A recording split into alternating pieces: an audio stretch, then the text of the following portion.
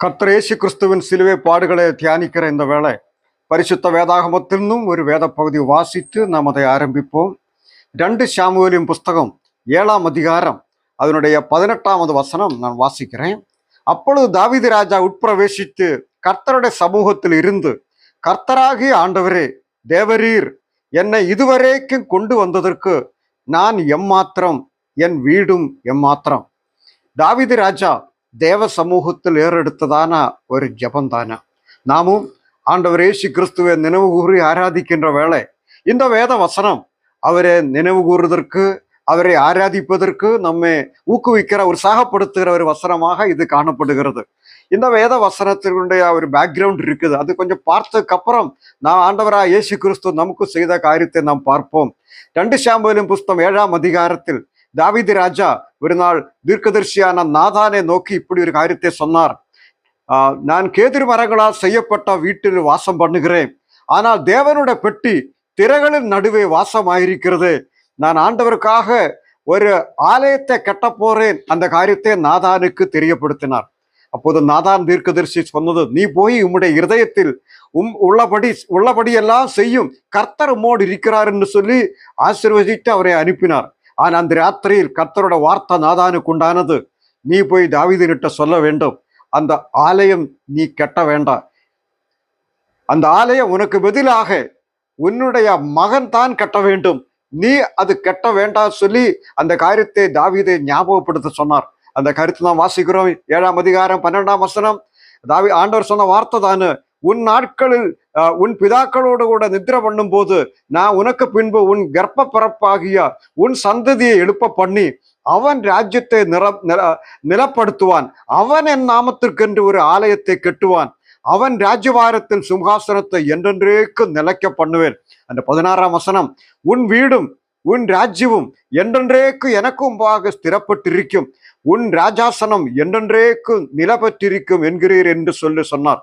இப்படி நாதான் தீர்க்கதரிசி கர்த்தர் சொன்ன வார்த்தைகள் அத்தனையும் தாவீது ராஜாவுக்கு தெரியப்படுத்தினார். நீ கட்ட வேண்டாம், உன் கர்ப்ப பிறப்பாகிய உன் மகன் ஆலயத்தை கட்டுவான், அது மட்டுமல்ல உன் வீடும் உன் ராஜ்யமும் என்றென்றேக்கும் எனக்கும் ஸ்திரப்பட்டு இருக்கும். இப்படி பிற்பாடு நடக்க போற காரியங்கள் எல்லாம் தேவன் தாவீது ராஜாவை தெரியப்படுத்தினார். ஆண்டவர் நாதான் தீர்க்கதரிசி மூலமாக தாவீதுக்கு தெரியப்படுத்தினதும் தாவீதுக்கு சந்தோஷம் தாங்க முடியவில்லை. தேவ சமூகத்திற்கு உட்கார்ந்து ஜெபிக்க ஆரம்பித்தார். ஜெபித்த டைமில் அவருடைய வாயிலிருந்து வந்த முதல் வார்த்தை தானே, தேவரீர் என்னை இதுவரைக்கும் கொண்டு வந்ததுக்கு நான் எம்மாத்திரம், என் வீடு எம்மாத்திரம், ஆடு மேய்ச்சி நடந்த என்னை, எங்கேயோ கிடந்த என்னை தூக்கி எடுத்து இஸ்ரவேலின் ராஜாவாக நீங்க மாற்றினீர். அது மட்டுமல்ல, இப்போது நான் பெரிய அரமனை குடியிருக்கிறேன், என் மகன் கர்த்தருக்கு ஆலயத்தை கட்ட போறார், அது மட்டுமல்ல என்னுடைய வீடும் என்னுடைய ராஜ்யமும் அது என்றென்றைக்கும் கர்த்தருக்கு முன்னாடி நிரந்தரமாய் காணப்படும் சொல்லி வெகு நாட்களுக்கு ஆனா அந்த திட்டங்களையும் தேவன் வெளிப்படுத்தி இருக்கிறார். ஆண்டவரே, இது எவ்வளோ பெரிய ஆசீர்வாதம், இதுக்கு என்ன தகுதி என்று சொல்லி தேவ சமூகத்தை தம்மை தாழ்த்தி அர்ப்பணித்து ஜெபிக்கிறதை பார்க்க முடியும். நாம் திரும்பி பார்க்குமானா தாவீதின் ஆரம்பகால வாழ்க்கையை பற்றி வேதாகமத்தில் வாசிக்க முடியும். ஆடு மேய்ச்சி நடந்த ஒரு மெய்ப்பன் தானே. சாமுவேல் ஒரு நாள் ஈசாயி வீட்டுக்கு வந்ததாக நாம் வாசிக்கிறோம் ஒரு விசேஷத்திற்காக. ஆனா அவனுடைய குமாரர்கள் எல்லாரையும் கூப்பிட சொன்னார், ஆனா தாவீதை மட்டும் கூப்பிடவில்லை. கடைசி சாமுவேல் கேட்கிறார், உன் பிள்ளைகள் எல்லாரும் வந்துட்டார்களான்னு சொல்லி. இன்னும் ஒரு மகன் இருக்கிறான், அவன் ஆடு மேய்ச்சொண்டு இருக்கிறான் சொன்னதும், அவன் வந்தாதான் நாம் நிகழ்ச்சிகள் ஆரம்பிக்க முடியும், அவனை கூட்டிக் கொண்டு வான்னு சொல்லி அவனை வரவழைச்சதான் வாசிக்கிறோம். அந்த வீட்டுல அந்த விசேஷத்துக்கு வேற புறக்கணிக்கப்பட்ட நிலைமையில் தாவீது காணப்பட்டார். பிற்பாடு அவனுடைய வாழ்க்கையை பற்றி நாம் வாசிக்கின்ற வேளை புறக்கணிக்கப்பட்டவனாக பல நிலைமைப்பட்டதான அபமானங்களும் நிந்தங்கள் ஏற்றவனாக காணப்பட்டான். சவுல் அவனை கொலை செய்வதற்காக அவனை துரத்தி பின்னாடியே நடந்தா பார்க்க முடியும். ரொம்ப கஷ்டங்களோட போராட்டங்களோட கடந்து போன தாவீது பிற்பாடு ராஜாவாக மாறினார். 40 வருஷம் அரசாண்டார். ஆண்டவர் இன்னும் அவருடைய பிள்ளைகள் அந்த சிம்ஹாசனத்தில் வந்து ராஜாக்களாக நிரந்தரமாய் இருப்பார்கள் சொல்லி அந்த திட்டத்தை எல்லாம் வெளிப்படுத்தினார். இதெல்லாம் புரிந்து கொண்ட தாவீதுக்கு சந்தோஷம் தாங்க முடியாமல் சொன்ன வார்த்தை தானே, தேவரீர் நீர் என்னை இதுவரைக்கு இந்த நிலைக்கு என்னை உயர்த்தி கொண்டு வருவதற்கு நான் எம்மாத்திரம், என் வீடு எம்மாத்திரம், ஆண்டவரே உமக்கு நன்றி என்று சொல்லி தம்மை தாழ்த்தி அர்ப்பணிக்கதை பார்க்க முடியும்.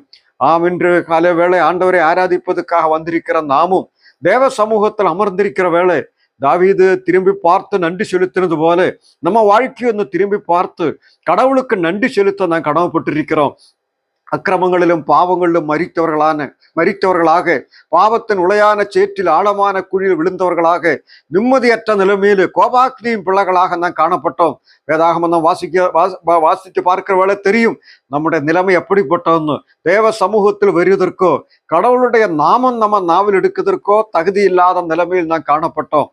ஆனால் தேவன் கிருபையாய் இறங்கி நம்மேல் அன்பு வைத்து நம்மை மீட்டெடுக்க அவருக்கு சித்தமானது. பிதாவாக தேவன் நம்மை நேசித்தார். நம்மை மீட்டெடுக்க சித்தம் கொண்டதினால நம்முடைய ஒரே பேரான குமாரனை இந்த பூமிக்கு அனுப்பினார். நம் ஆண்டவராய் இயேசு கிறிஸ்து உன்னதமான தேவன், எல்லாவற்றையும் படைத்தவர், ஆளுகை செய்கிற சர்வ வல்லமையுள்ள தேவன். அவர் அந்த கனவும் மகிமையும் துதியும் ஆராதனை எல்லாம் விட்டு நம்மை தேடி வந்து சிலுவையில் நமக்காக பாடுபட்டு நம்மை ரத்தம் கொடுத்து விலைக்கு வாங்கி அந்த இரத்தத்தினால கழுகி நம்மை பரிசுத்தப்படுத்தி அவருடைய சொந்த ஜனமாக சொந்த பிள்ளைகளாக அவரை ஆராதிக்கிறவர்களாக ராஜரீகமான ஆசிரியர் கூட்டமாக நம்மை உயர்த்தி கொண்டு வந்தார். இப்போது நாம் தேவனுடைய பிள்ளைகளாயிருக்கிறோம். நான் 1 யோவான் 3ஆம் அதிகாரத்தில் வாசிக்கிறோம், இப்போது நான் தேவனுடைய பிள்ளைகளாயிருக்கிறோம். இனி என்ன நிலைமையில் ஆக போறது இப்போ தெரியாது. ஆனால் அவர் வருகின்ற வேளை அவர் இருக்கிற வண்ணமாக அவரை பார்க்க போறதுனால அவருக்கு ஒப்பாக தான் மாற போறோம். அவரோடு கூட அரசாள போறோம். இவ்வளோ பெரிய ஒரு உன்னதமான ஒரு நிலைமைக்கு தேவன் நம்மை கொண்டு வந்திருக்கிறார். அவரை அப்பா பிதாவே அழைக்கிறார். அந்த உன்னதமான ஸ்லாக்கியத்தை தேவன் நமக்கு தந்திருக்கிறார். கிறிஸ்துவுக்கு உடன் சுதந்திரவாளிகளாக பிதாவாக தேவன் நம்மை உயர்த்தி இருக்கிறார்.